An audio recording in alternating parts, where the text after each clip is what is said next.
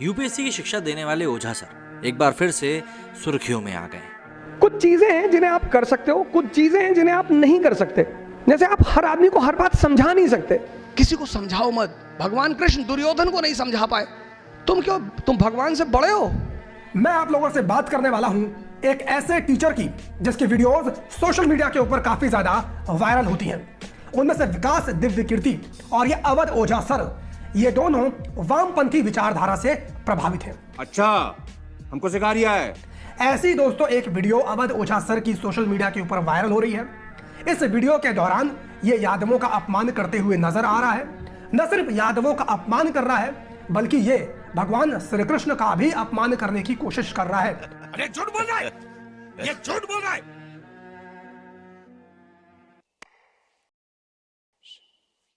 फिर बलराम एक दिन कृष्ण से कहते हैं कि ये वृंदावन के यादव लोग तुमको पीटने का प्लान बना रहे हैं। बोले क्यों? बोले तुम इनकी बीवियों के साथ नाचते हो, पीटेंगे नहीं?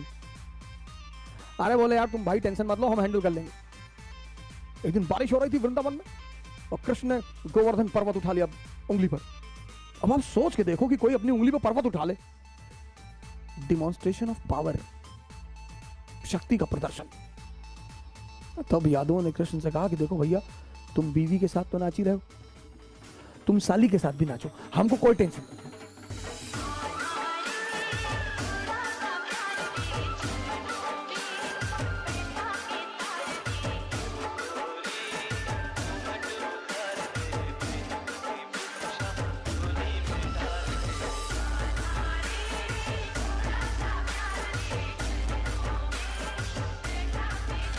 तू समझा? हाँ। नहीं, तू समझा नहीं। इससे यह दिखाने की कोशिश की कि भगवान श्री कृष्ण एक ब्लैकमेलर थे। कुछ भी। यानी वो औरतों के साथ नाचना चाहते थे, औरतों के साथ गाना चाहते थे, औरतों के साथ गलत हरकत करना चाहते थे। यही तो इसके कहने का मतलब हुआ। नहीं। तुम कुछ और ही समझ लिए। भगवान कृष्ण जी को इन लोगों ने नचनिया बताया। जाकी रही भावना जैसी, प्रभु मूरत देखी तिन तैसी। कमेंट करके आप लोग अपनी राय जरूर दीजिए। विरोध करना एक अलग बात होता है, बदनाम करना एक अलग बात होता है। अगर मुझे बदनाम करने से इस देश का भला होता है तो आप करें। तो जिन भाइयों को ऐसी, ये किसी ने क्या किया होगा, किसी ने शैतानी वश, बदमाशी वश उतनी क्लिपिंग काट के इन भाइयों को भेज दिया। मैं नहीं मानता हूं वो लोग ऐसे ही किसी पर प्रहार करेंगे। कोई वजह होगी, किसी ने किसी और दृष्टिकोण को दिखाया होगा, इसलिए ऐसा हुआ होगा। चीजों को एक सही नजरिए से देखना होगा सर। कोई बुरा नहीं होता, कोई गलत नहीं होता। गाली से डर जाएंगे सर? गांधी को गाली दिया, मोहम्मद को दिया, राम को दिया, कृष्ण को दिया, बुद्ध को दिया, दादू को दिया, नानक को दिया, रैदास को दिया। यहां गाली किसको दिया? नहीं, गब्बर सिंह को। तो कहीं ना कहीं ये जो टीचर हैं, इन बच्चों का माइंड वॉश करने की कोशिश कर रहे हैं। जब बुद्धि विपरीत हो, सचमुच काल विनाश, लगता है कुरुवंश का नाश नाश बस नाश।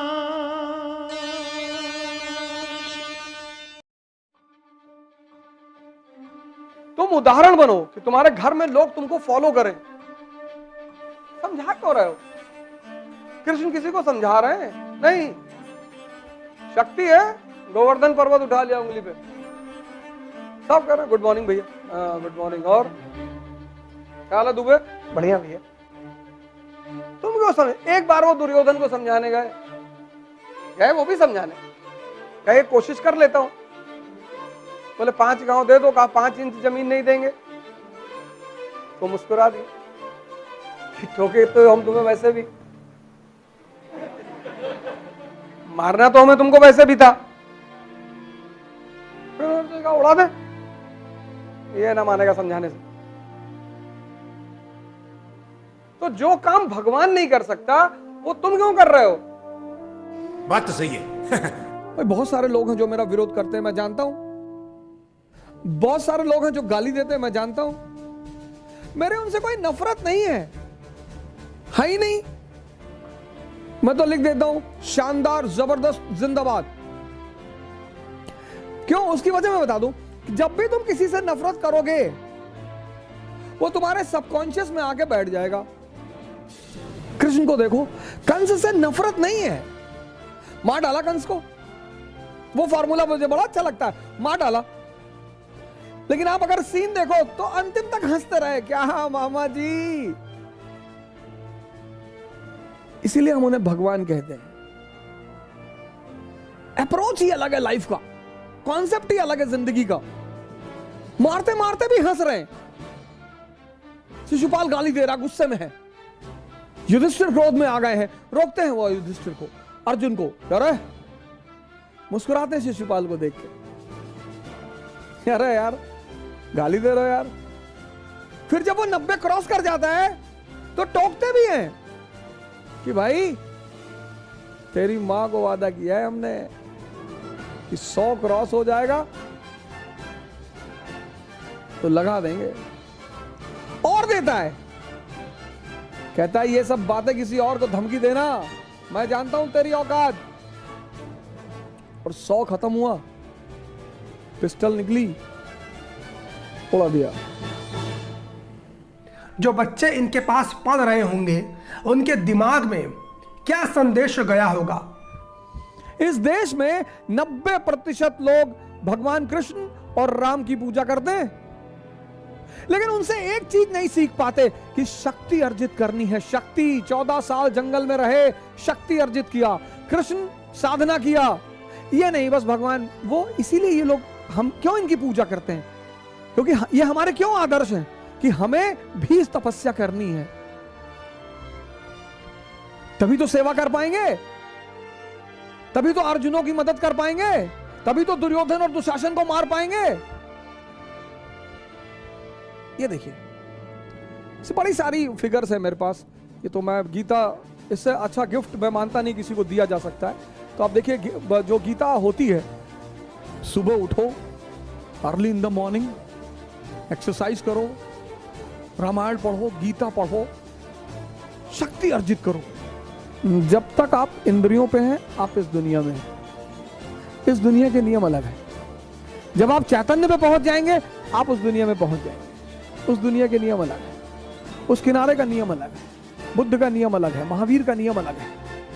लोग हमसे कहते हैं कि अरे आप कृष्ण को कैसे डिफेंड करेंगे? मैंने कहा कृष्ण बहुत बड़े खिलाड़ी हैं, इस दुनिया में भी खेलना जानते हैं, उस दुनिया में भी खेलना जानते हैं, दोनों किनारों पे हैं। आमतौर पर आप एक ने एक किनारा छोड़ दिया तो आप एक ही किनारे पे बैठेंगे। इसलिए हमने उनको परम योगी कहा।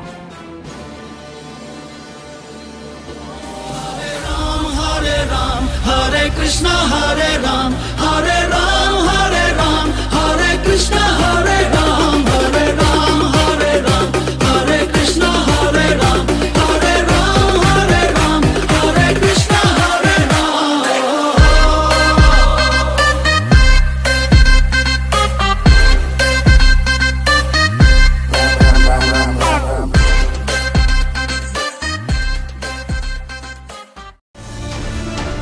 जय हिंद फ्रेंड्स। इतिहास अतीत का अध्ययन है, इतिहास एक जीवंत विषय है। मैं आपको भारत के इतिहास की कहानी सुनाऊं, तभी आपके लिए इतिहास मार्गदर्शक बन जाए, इतिहास गुरु बन जाए।